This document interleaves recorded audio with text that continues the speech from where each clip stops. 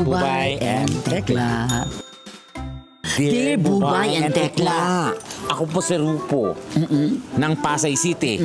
Pinaglihi po ako kay Diego ng Bubble Gang. Ay, totoo ba yan? Malas po ba ako o swerte? Be honest po, wag po kayong plastic.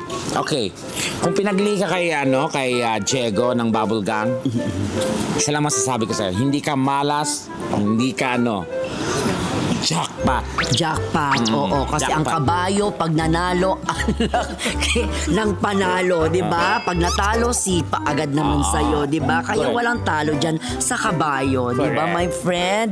At ang ating panghuling letter sender, Dear Bubay and Tekla, ako naman po si Linda ng Isabela. Aba? Kapag madaling araw, humahalinghing ako na parang kabayo ulit, Ay, my friend. kabayo. Ano ang dapat kong gawin? Okay. Kapag madaling araw, humahalinghing siya, ano ang dapat niyang gawin? Siguro, For me, ang dapat niyang gawin, maghanap ka ng partner mo para may kasabay kang humalinghing. para mag-rhyme kayo. Kasi mukha kang baliw kung humahalingking kang mag-isa. Parang ganito. Ay.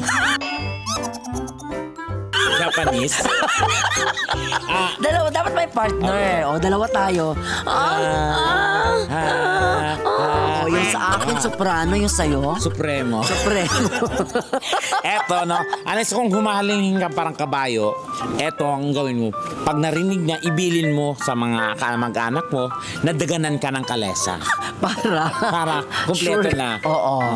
May halinging na Kabayo. may kalesa pa. Nakadagan sa'yo ang kalesa. Yun, pabaliktad, kumbaga, tama. di ba? O, ang dami mo natutunan.